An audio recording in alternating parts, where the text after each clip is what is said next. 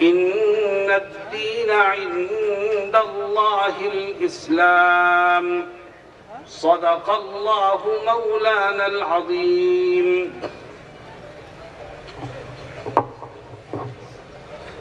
حضرات علماء کرام، معزز حاضرین، نوجوان ساتھیوں، بھائیوں اور بزرگوں، آج ہم امن عالم کی فکر لے کر ساری دنیا میں امن کیسے بحال ہو یہ جذبہ لے کر یہاں جمع ہوئے ہیں.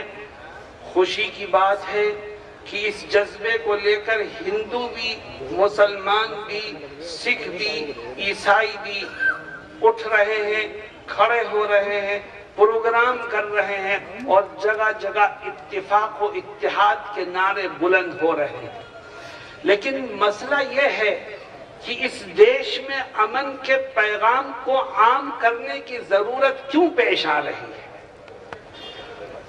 میرے دوستوں اور ساتھیوں، اگر آپ غور کرو تو آپ کو جواب خود بخود ملے گا کہ دیش میں امن عالم کانفرنس سے اتحاد و یکجہتی کے پیغام کو عام کرنے کی ضرورت اس لیے پیش آ رہی ہے کہ دیش میں کچھ طاقتیں ایسی جنم لے رہی ہیں جو ہندو، مسلم، سکھ، عیسائی ان قوموں کے اتحاد کو برباد کر کے اپنی کرسی کو سیدھا کرنے کی کوشش کر رہی ہیں. اے ہندوستان کے مسلمانوں، ہندوؤں، سکھوں اور عیسائیوں اور سیکولر ذہن کے لوگوں، آؤ ہم طے کریں کہ جو لوگ اقتدار تک پہنچنے کے لیے نفرت کی سیاست کو آگے بڑھائیں گے، ہم انہیں ناکام کر کے پیچھے ڈھکیل دیں گے.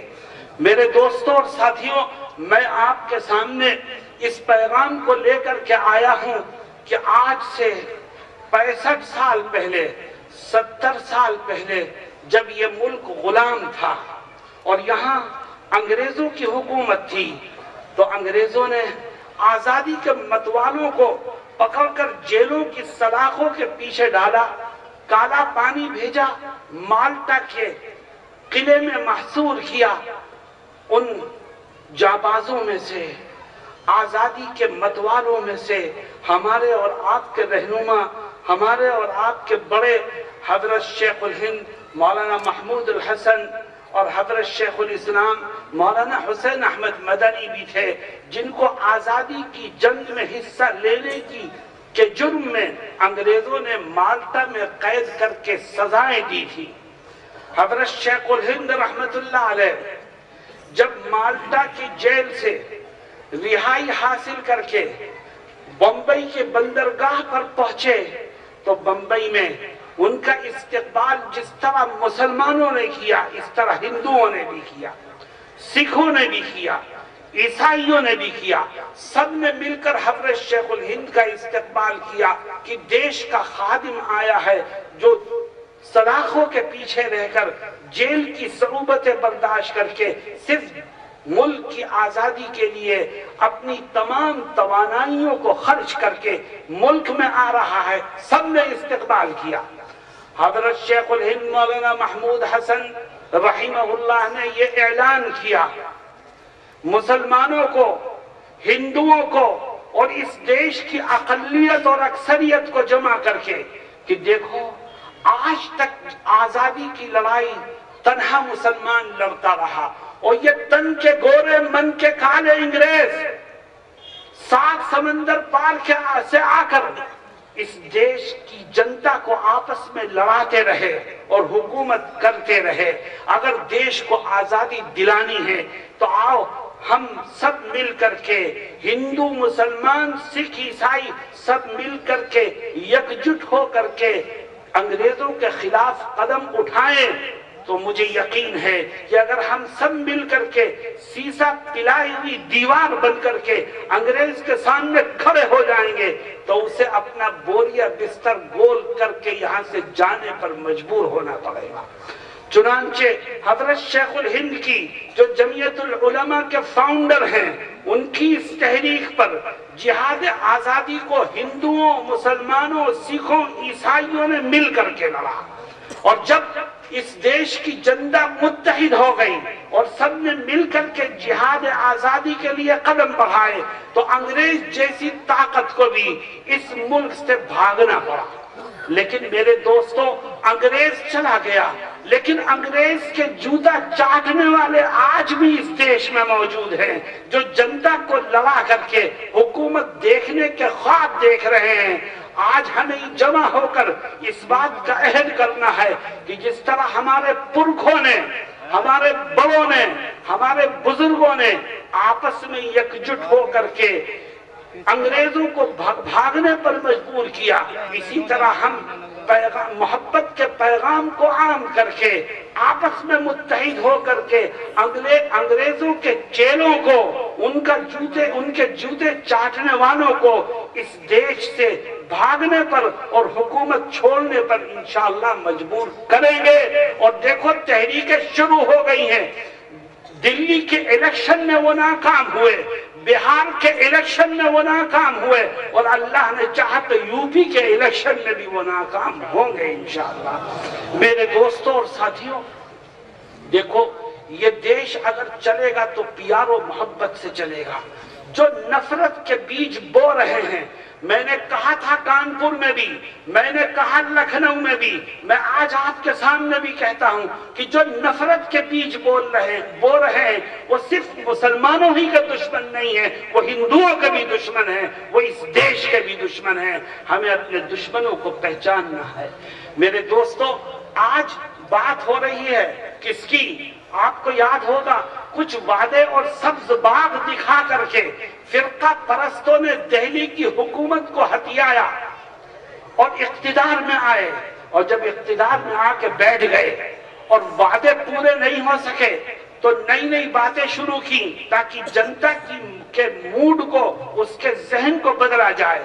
کبھی کیا بات شروع ہوتی ہے، کبھی لو جہاد کا معاملہ شروع کیا جاتا ہے تاکہ لوگ وعدوں کو بھول کر کے لو جہاد کے چکر میں پھنس گئے، آپس میں ایک دوسرے سے ٹکرانے لگے۔ جب وہ مدعا ناکام ہوا تو گھر واپسی کا مدعا شروع کر دیا تاکہ پھر ہندو اور مسلمانوں میں ٹکراؤ ہو، اور جب وہ مدعا بھی ناکام ہوا تو گو ہتیا کا مدعا شروع کر دیا۔ یاد رکھو مسلمانوں، یہ دیش ہمارا ہے، ہم نے اس دیش میں جنم لیا ہے اور ہم اس دیش میں رہیں گے۔ اور ہمارا ماننا ہے کہ یہ دیش صرف ہندوؤں کا نہیں ہے، صرف مسلمانوں کا نہیں ہے، صرف سکھوں کا نہیں ہے، صرف عیسائیوں کا نہیں ہے، بلکہ جس نے اس دیش کی دھرتی پہ جنم لیا ہے وہ اس دیش کا باسی ہے، کوئی اس کو دیش سے نہیں نکال سکتا۔ آج بات ہو رہی ہے مسلمانوں کی، آج بات ہو رہی ہے دلتوں کی، آج بات ہو رہی ہے سیکولر ذہن کے لوگوں کی، اور یاد رکھو، میری اس بات کو ذہن میں بٹھاؤ کہ فرقہ پرستی کی آگ لگانے والے، آپسی اتحاد کو توڑنے والی طاقتیں اس ملک میں بہت تھوڑی ہیں۔ سیکولر ذہن کے لوگ پیار و محبت سے رہو اور رہنے دو، اس پیغام کو عام کرنے والوں کی تعداد بہت زیادہ ہے۔ اگر سیکولر مائنڈ لوگ مذہب سے اوپر اٹھ کر محض انسانیت کی بنیاد پر ایک پلیٹ فارم پر جمع ہو جائیں تو یاد رکھو اس دیش کا مستقبل پھر روشن ہو جائے گا، پیار و محبت پھر عام ہوگا اور آپس میں موجود نفرتیں دور ہوگی۔ لیکن میرے مسلمان بھائیوں، میں آپ سے اپنا درد دل بھی رکھنا چاہتا ہوں۔ میرے دل کا ایک درد ہے جو میں آپ کے سامنے پیش کرنا چاہتا ہوں۔ آج نفرتوں کی ہوا چل رہی ہے، ہر طرف آہ و بکا ہے، ڈر اور خوف ہے، عزتیں نیلام ہو رہی ہیں، جانیں جا رہی ہیں۔ اس کی وجہ کیا ہے؟ ہم جو منہ میں آتا ہے وہ کہتے ہیں، لیکن میرے دوستو یاد رکھو، اس کی وجہ صرف اور صرف یہ ہے کہ ہم نے خدا کے بتائے ہوئے راستے کو چھوڑ دیا ہے۔ ہمارا دشمن کوئی نہیں ہے، ہم خود اپنے دشمن ہیں۔ اگر خدا کے بتائے ہوئے راستے پر چلنے لگے تو آج بھی اللہ دشمنوں کے دلوں میں محبت کو پیدا کر دے گا۔ چنانچہ جناب رسول اللہ صلی اللہ علیہ وسلم ایک روایت میں کیا فرماتے ہیں؟ کہتے ہیں تم چوپالوں پر بیٹھ کر، ہوٹلوں پر بیٹھ کر، نکڑوں پر بیٹھ کر اپنے زمانے کے حکمرانوں کو برا بھلا مت کہو، اس سے کوئی فائدہ نہیں۔ پھر فرماتے ہیں تم اپنے رب سے اپنے رشتے کو مضبوط کرو، کیونکہ تمہارے زمانے کے حکمرانوں کے دلوں کا مالک بھی تو اللہ ہی ہے۔ اگر تمہارا رشتہ خدا سے جڑ جائے گا تو خدا ان کے دلوں میں تمہاری محبت کو پیدا کر دے گا۔ تمہارا رشتہ خدا سے نہیں جڑا، تم نے اپنے کردار کو صحیح نہیں کیا، تم نے اپنے معاملات کو درست نہیں کیا، تو یاد رکھو تمہارے اپنے بھی بیگانے ہو جائیں گے، محبت کرنے والے بھی تمہارا ساتھ چھوڑ بیٹھیں گے۔ میں آخر میں ایک روایت سنا کر کے آپ کے سامنے نبی کریم صلی اللہ علیہ وسلم کے اس پیغام کو رکھ کر کے جا رہا ہوں کہ پیار و محبت اور امن و عالم کا سب سے پہلے امن عالم کا پیغام اگر دیا ہے اس دنیا کو تو وہ محمد الرسول اللہ صلی اللہ علیہ وسلم نے دیا۔ کیا فرماتے ہیں؟ کہتے ہیں ایک دوسرے سے پیار کرو، ایک دوسرے سے محبت کرو، ایک دوسرے کے کام آؤ، ایک دوسرے کے لیے اپنے دل میں گنجائش کو پیدا کرو۔ کیسے؟ ایک روایت میں فرماتے ہیں تم اپنے اندر 3 خوبیاں پیدا کر لو، ساری دنیا تمہاری ہو جائے گی۔ نفعوں کہ آج کے اجلاس کا ماحصل یہ 3 خوبیاں، مسلمان ان خوبیوں کو اپنا لے تو یاد رکھو اس دیش میں رہنے والی کسی قوم سے اس کا کوئی جھگڑا باقی نہیں ہے۔ کیا ہے وہ 3 خوبیاں؟ میں آپ کے سامنے ذکر کروں گا، لیکن شرط یہ ہے کہ یہ عہد کرو کہ انشاءاللہ ان 3 خوبیوں کو سن کر کے ان پر عمل کی کوشش کرو۔ کیا ہے 3 خوبیاں؟ فرماتے ہیں من سرہ، جو شخص یہ چاہے کہ اللہ اور اس کے رسول سے محبت کرنے والا بن جائے، اللہ بھی اس سے محبت کرنے لگے اور محمد الرسول اللہ صلی اللہ علیہ وسلم بھی اس سے محبت کرنے لگے، تو اسے 3 کام کرنے ہیں۔ سب سے پہلا کام، مسجد میں تو نماز پڑھتا ہے پڑھ، یہ تو تیرا اپنا عمل ہے۔ تو روزے رکھتا ہے رمضان کا رکھ، یہ تیرا اپنا عمل ہے۔ تو قرآن کی تلاوت کرتا ہے کر، یہ تو تیرا اپنا عمل ہے۔ تو حج پہ جاتا ہے جا، یہ تیرا اپنا عمل ہے۔ لیکن اس کے ساتھ ساتھ 3 کام اور کر، تب اللہ تجھ کو اپنا محبوب بنا لے گا۔ سب سے پہلا کام فَلْيَصْدُقْ حَدِيثَهُ إِذَا حَدَّثَ، نماز پڑھتا ہے پڑھ، روزہ رکھتا ہے رکھ، حج کرتا ہے کر، ڈٹ گیا تو اس کے نتیجے میں کیا کروں گا؟ میں تیرے دشمنوں کو تیرا جگری دوست بنا دوں گا۔ یہ کون کہتا ہے؟ رب ذوالجلال کہتا ہے۔ میرے دوستوں، اگر دیش سے نفرتوں کو ختم کرنا ہے اور تمہیں دشمن کو اپنا دوست بنانا ہے تو یہ طے کرو کہ ہم برائی کا بدلہ بھلائی سے دیں گے۔ حضرت مولانا ارشد مدنی مدد اللہ العالی بار بار یہ کہتے ہیں کہ اس دیش سے نفرتوں کو ختم کرنے کی ایک ہی شکل ہے کہ مسلمانوں تم یہ طے کرو کہ ہم برائی کا بدلہ بھلائی سے دیں گے، ہم ظلم کا بدلہ عفو و درگزر سے دیں گے۔ جو ہمارے ساتھ برائی کرے گا ہم اس کو معاف کریں گے تو اللہ اس دیش کو امن و امان سے بھر دے گا۔ میں نے کانپور میں بھی کہا، وہاں پر دلت بھی تھے، سکھ بھی تھے، عیسائی بھی تھے، مندر کے پجاری بھی تھے۔ میں نے کہا ان سب کے سامنے کہ ہماری کسی سے دشمنی نہیں ہے۔